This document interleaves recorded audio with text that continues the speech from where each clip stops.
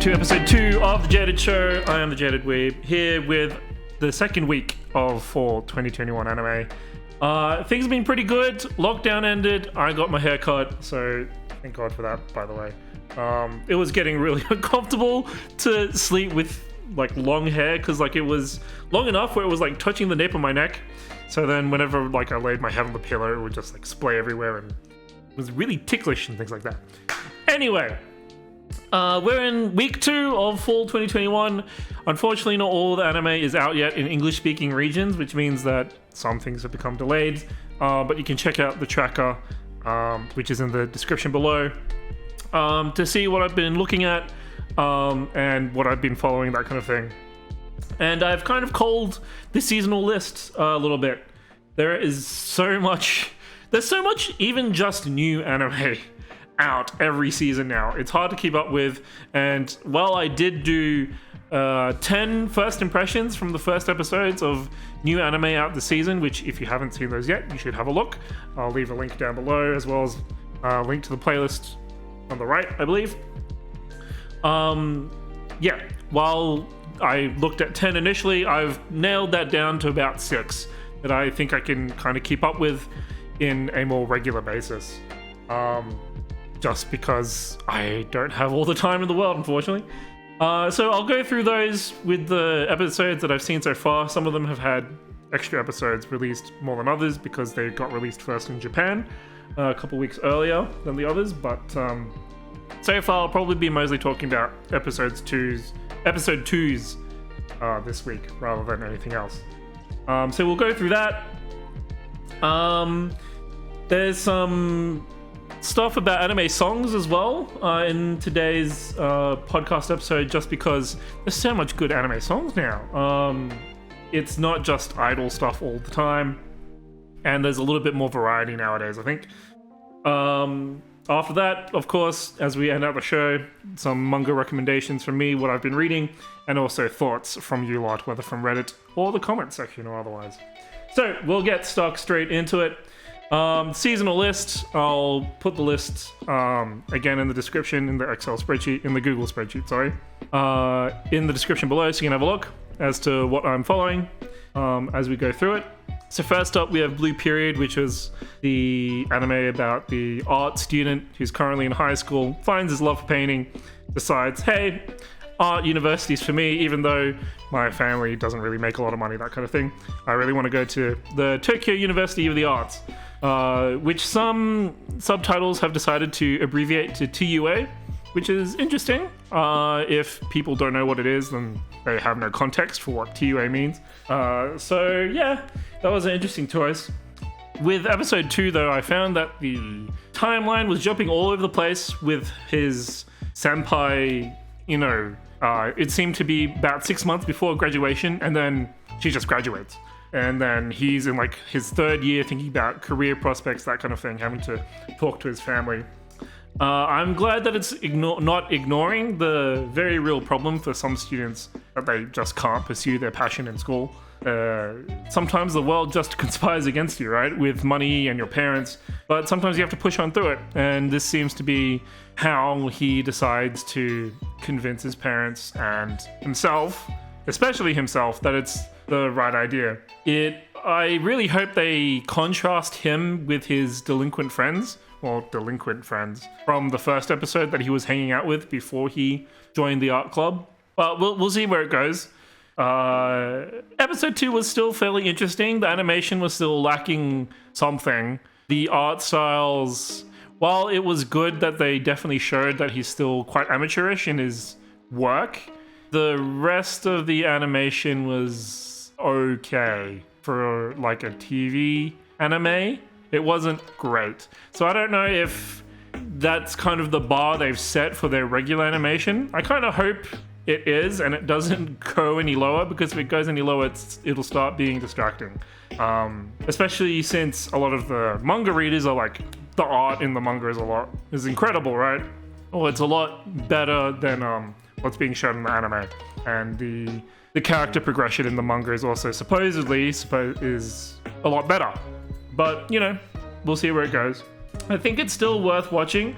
I'll give it another episode 3, until I really make a decision whether I'm following it to all the way to the end or not. I have a good feeling it'll probably be yes, only because it's a lot different. It's about, you know, art and the pursuit of artistic expression, of creative expression. I hope that it contrasts it to kind of the more straight and narrow path that a lot more people take of, you know, going to college for, you know, maybe a STEM subject, that kind of thing. At least in Asian cultures, being the more straight and narrow. But, you know, we'll see where it goes. Moving on from Blue Period, we have Platinum End from the author of Death Note. The opening, honestly, like band-made rocks out, fits perfectly with this series. It's great. And the opening is very reminiscent of, like, the opening animation is very reminiscent of Death Note. Mirai as the protagonist, he really gives me Batman vibes now, where he wants to deal out his own, like, version of vigilante justice with his wings and arrows, that kind of thing. Meanwhile, an actual vigilante starts running around, this Metropolis man as well. So he decides, you know, I don't want any of that anymore. I want just a regular happiness, which, to be fair, that's probably a better choice than trying to stick onto his, well, they're not God-given, but angel-given abilities. It's definitely veered more into a Battle Royale / Mirai Nikki vibe, which I'm not sure I like. I was more interested when it seemed to be more introspective. Right now, it's moved beyond his own internal conflict to the external conflict of having these 3 contestants, or not contestants. What was the candidates? Candidates was the word they used. These 13 candidates duking it out to become God. I feel like that's not as interesting a conflict than his own internal struggle with his newfound powers and how he uses them. He kind of came to the conclusion that he just doesn't want them rather quickly, I think. They shut off that plot thread very swiftly. I don't want to say hastily, because they just might want to focus on the external conflict and push it more towards an action-oriented sort of anime rather than necessarily a slower, more introspective type of show. I'll personally be kind of disappointed if they try to do that, but I haven't read the manga or anything like that, so that's possibly what it is. The protagonist himself, Mirai, as I said, is surprisingly moralistic. He has a very strong moral compass of what is right and wrong. I don't know if that's a good thing or not, especially because the rest of his character seems to be fairly weak-willed in that he just wants his own ordinary happiness, but he still thinks what the rest of the candidates are doing is wrong or right or whatever.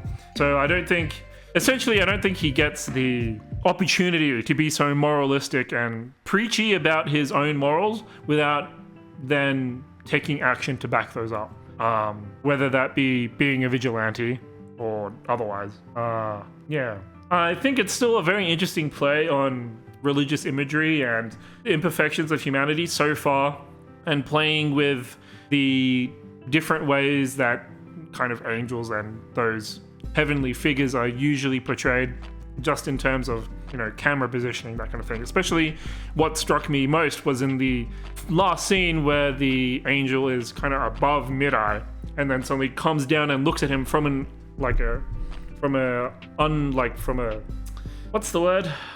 Dutch angle, for lack of a better phrase.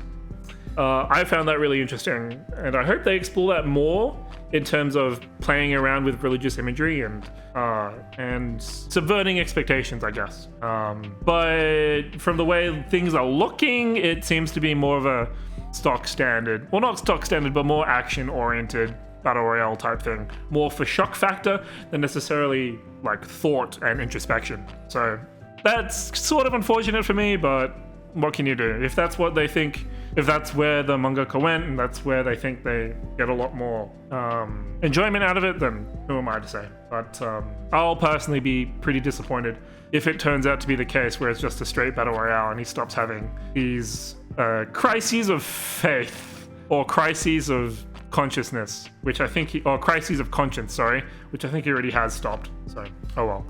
Moving on from Platinum End, we have Shin no Nakama, blah blah blah, left the Heroes Party because it was a liability.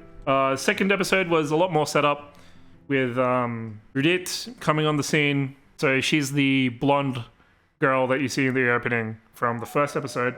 They really want to bone. There's so much stupid tension that it's getting on the verge of annoying. And I say it's stupid tension, not sexual tension, because neither of them like acknowledging that they have the hots for each other, and that's really stupid. Especially when it's obvious for the audience anyway. They just need to get it out of the system, I think. Or something needs to happen. Thankfully, it does seem to have a overarching story in mind, rather than necessarily just these two in a shack in the boonies in the middle of nowhere in Whoop Whoop, just living out their days. So hopefully these plot threads, because they're getting picked up, it's not like they haven't forgotten the fact that he was part of the Heroes Party at one point. They are actively following the Heroes Party and the overarching conflict, which is good.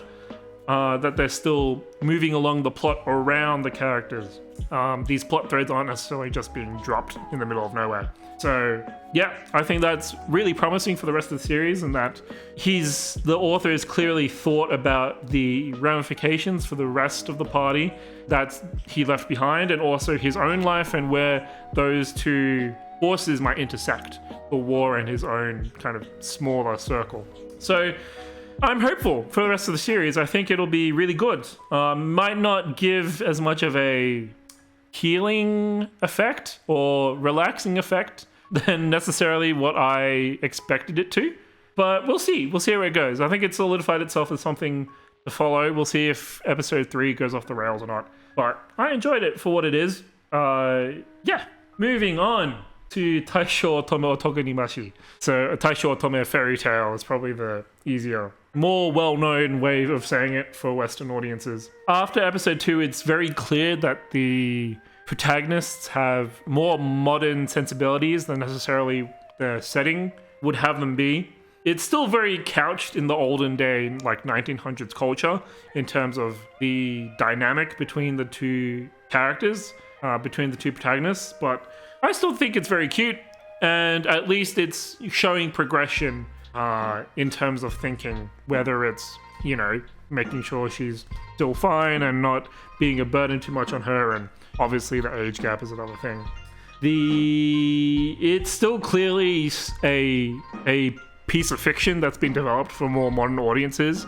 I don't think it would be that dissimilar to other pieces that have been put into similar settings. I can't really think of any off the top of my head, which doesn't help my point. But what I mean by that is clearly the character's clearly been written from a modern day perspective to be placed into an older setting, into like the 1900s, where the male, where men and women had a very different dynamic than what they do today. And I'm still okay with that. It's clear that it's trying to step around the issues necessarily of kind of modern day culture and where we are at with those kinds of ideas. So I think it's okay. I think it's doing it fairly well. I don't think there's much issue with it.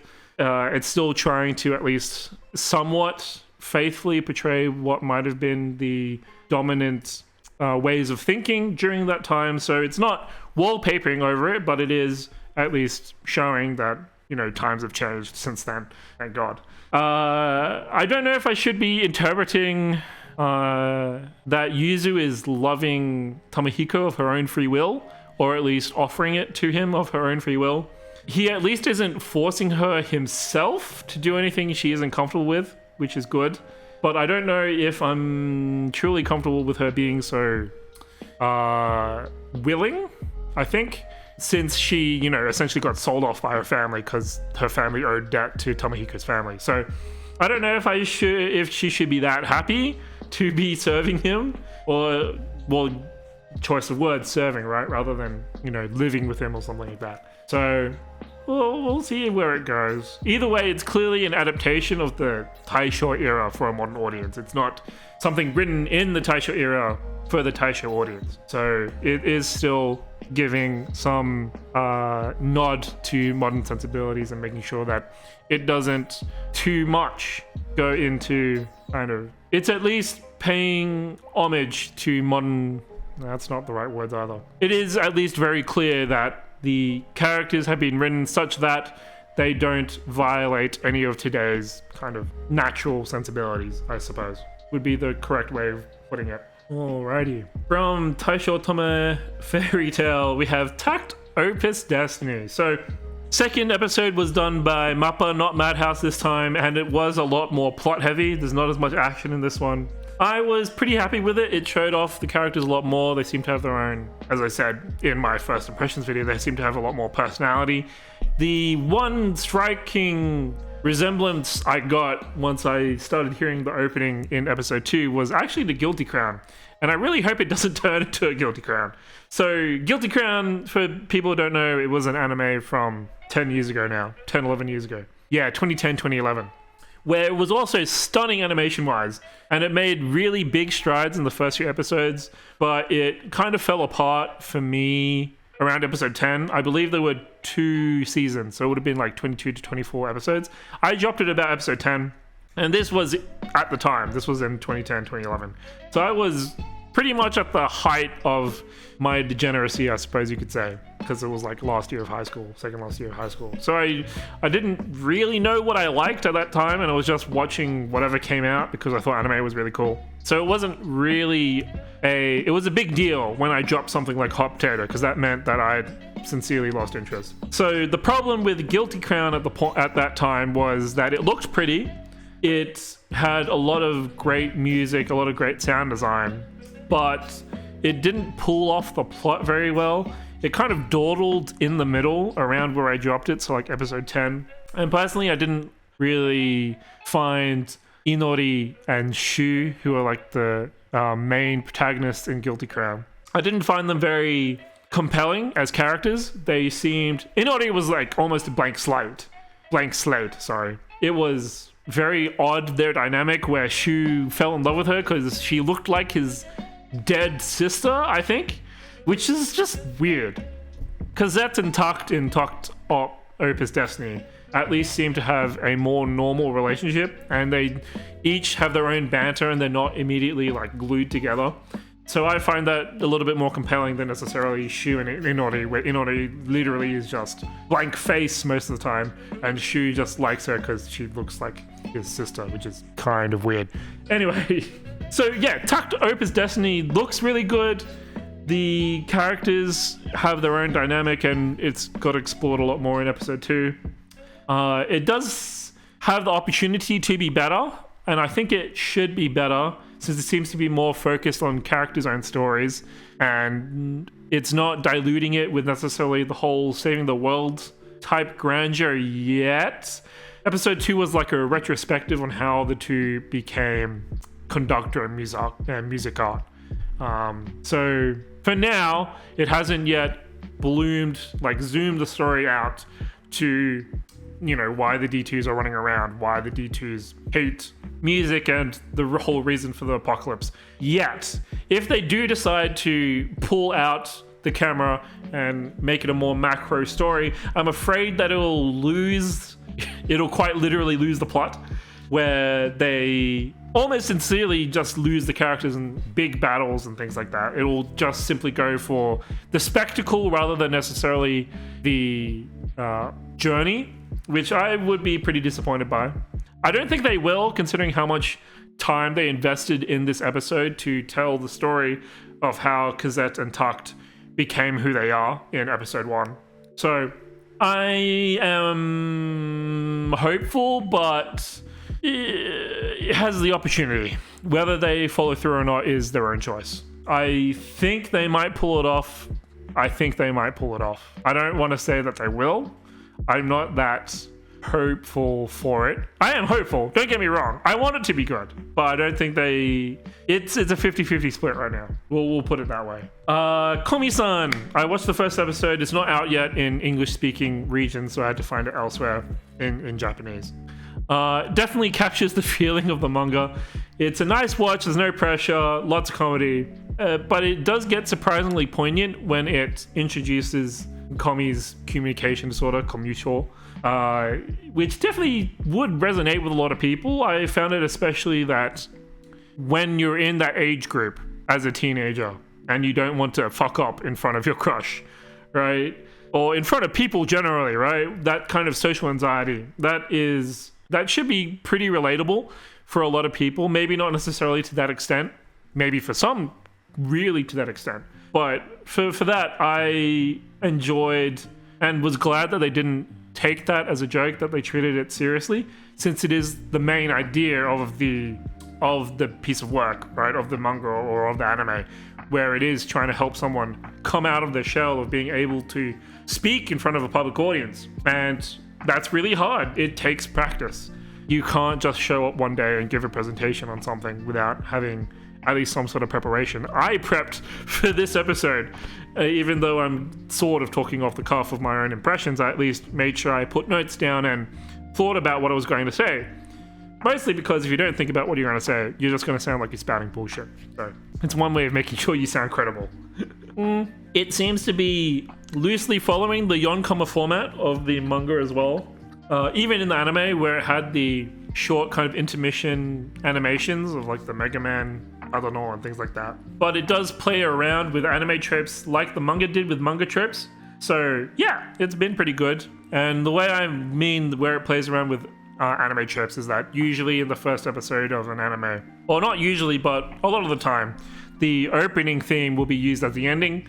And here it kind of used it as its own intermission, which I found a really nice use of it, to suddenly transition the scene away from what was very heavy previously into back into the more light comedy side of things. I also appreciated that they only really focused on Tadano and Komi-san. They didn't really introduce the rest of the class yet, which is good, since they are the main protagonists, right? And it's really important that we establish that connection with those characters before we start thinking about the other people in the class, which I'm sure we will get to know in due course. The opening endings are really good. I really enjoyed both the opening and ending themes, but you know, that's another thing. Moving on from there, I think that's all of them except for Senpai ga urusai kohai no hanashi, or my senpai is annoying. I haven't seen the second episode yet, so I'll probably give my thoughts on that next week when I've seen it. Holy crap. There is just so much anime to see, guys. I'm looking at the list of all just new anime in fall 2021. Not counting any of the continuations or anything like that. So, like, cutting Kimetsu no Yaiba. What else has, like, a season 2 or season 3? Muv-Luv? I don't understand how Muv-Luv got another season. I don't know who asked for it. Or who greenlit it, because Muv-Luv is dead. Although, to be fair, a lot of anime adaptations this season, a lot of them finished a couple years ago, so that's also very surprising. Anyway, yeah, there's just a whole lot of anime, guys. It's truly exponentially increased over the years. I used to be able to keep up with the vast majority of new anime coming out maybe 10 years ago. Maybe that's just because I was in high school, but it's no wonder that people don't try to keep up with new stuff. At least with the people I hang around with my friends and things, most people just wait until it's all finished and then afterwards just go back looking through the bones and finding the gems in the rough, because it's hard. It's a more efficient use of your time, honestly. Yeah. In other news, there is so many good anime songs right now. So I think I've put them in my first impressions as well. But Everblue by Omoi no Take from Blue Period, Cinderella by Sada Girl from Komi-san, and Otome no Kokoroe by Ganadelia from Taisho Otome Fairy Tale. Those are all really good. I'm really enjoying the new, or the extra big band jazz influences that are coming in. I think I heard it more so first in kind of Kobayashi no Dragon Maid. Kobayashi Sanchi no Dragon Maid. Yeah, Kobayashi, you know what I'm talking about. Like Fana was really playing around with that. And I'm glad that it's kept going with Otome no Kokoro e or Everblue. Cinderella demonstrates some more dynamic range than Cider Girl's other songs as well. So most of Cider Girl's songs are kind of that same sort of upbeat sort of tempo, but Cinderella had a little bit more of kind of lows and highs in that upbeat melody, which I really enjoyed. So the other song that I reference from Cider Girl a lot, that I think is really evocative of their style, is Melancholy, and I would suggest you give that a listen if you enjoyed Cinderella. Tucked from Tucked Opus Destiny just sounds like a Supercell song. It took me back, honestly, to like Bakemonogatari's ending, Kimi no Shiranai Monogatari. It just sounds like Supercell's regular kind of orchestration and arrangement. But it's good. I haven't heard him do anything for a while in the anime space, so it's good to see him back. Him or her, I'm not quite sure. And it's neat to see Mafu Mafu also get some time in the spotlight with his own original songs for anime. I guess he didn't really need it, but it's still really nice to see that he's getting the recognition that he deserves, I think, in terms of his own range as a performer. Yeah. Manga recommendation for this week is Kusuruya no Hitori Goto. Because it just got updated for me while I was writing this, and I was like, "Oh, new update! It's pretty good." So I'll probably give it a shout out during the podcast. It's about a pharmacist girl, or more specifically, the daughter of a pharmacist, who is essentially trying to survive in imperial Chinese court and the intrigue and politics that comes with it. It's not explicitly said to be imperial China or anything like that, but it gives off those kinds of vibes of the emperor and his concubines and the eunuchs and that kind of thing. So it sort of caught my eye for the same reason that from last season, the cheat pharmacist Slow Life caught my eye, in that it was sort of related to my profession. I was kind of interested in seeing how they would portray it. I kind of got hooked on the practice of the medicine, which honestly doesn't last that long, and I ended up staying for the politics and the intrigue, that kind of thing. So if you enjoy those kinds of vibes where it's more about politics and intrigue, not necessarily people killing each other, but outmaneuvering opponents by withholding information, that kind of thing, I think you'll really enjoy it. And the protagonist is called Mao Mao. So in Chinese, that is literally cat, like the sound a cat makes. Her own kind of backstory and the way she's entwined in the imperial court as it goes on is really interesting as well. So I honestly think it's really good, and I hope it continues. Lastly, to round out the show, as always, thoughts from you lot. There was a lot flying around this week about the Tucked Opus Destiny 2 episode, where some people thought it was disappointing animation-wise, and they were saying, oh, Mappa outsourced a lot of the episode to this Studio Voln thing. So VOLN, Studio Voln. I didn't really notice anything lacking in the animation. I suppose it wasn't as action-filled as necessarily the first episode, but that doesn't mean that the animation was inadequate or anything like that. I felt that the character designs and movement and things like that were still perfectly serviceable and looked just as good as episode 1. I personally tried to look through the credits of episode 2, but I couldn't find anything related to this Studio Voln that people keep talking about. Maybe it's just because my Japanese isn't up to scratch, which honestly it could be, but I didn't find anything about it. And I'm not really interested in that kind of drama. I don't think it's, unless it obviously severely degrades the quality of the animation in some way or not, I think it's too early to tell whether having these two studios both on the same series is a detriment or not. I don't think it's worth getting your panties twisted in a bunch about this yet. If it goes on and it's obvious that there is a problem in future episodes, that every time that Mappa takes an episode, or does an episode rather, it very visibly goes down in quality, then that's when we can talk about it. But as far as I can tell, seem pretty good to me, man.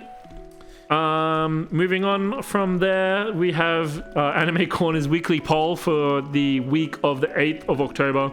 As expected, there are quite a few new entries, the notable ones being Shinno Nakama, My Senpai's Annoying, and Blue Period, which is really good to see. There's still no Komi-san in there because obviously hasn't been released in English-speaking territories yet. So it's probably going to be week 4, which I believe is the last week of October. So it'll be the 25th, I think, the week of the 25th. I think that's where we'll get a real idea of where everything kind of sits and where all the big players are and how the English-speaking audience anyway is reacting to things. I don't think after week 4 there will be any big changes from that poll unless someone majorly F's up. All of the anime that I've looked at this season so far have seemed pretty solid and on a good footing to continue along the same trajectory. So unless someone really pulls off something amazing, I don't think after week 4 we'll see a real shift in the standings unless, again, someone does something amazing or shits the bed entirely. So who knows? So anyway, I think that'll probably bring us to the end of this particular episode of the Jaded Show. I hope I've at least seeded some ideas in your brain about how you feel about these anime as the seasons wore on. I'm pretty happy with the 6 shows I've picked to follow so far. We'll see if week 3 gives us anything new to think about. As I said earlier, I don't think it will. I'm pretty sure these anime are pretty solid in their paths. The only 2 that could really catch me off guard would be Platinum End or Takt Opus Destiny. I think those 2 still have a little wiggle room where they can change enough where I would maybe change my opinion of them. But the other 4 I think are pretty set in their ways. So yeah, I hope you enjoyed this episode. If you did, smack the like button. Smack the like button. That really helps me out in terms of, the algorithm, all that stuff. If you have any comments or anything, burning questions, recommendations for me especially as well, let me know in the comments. And as always, I will catch you next week.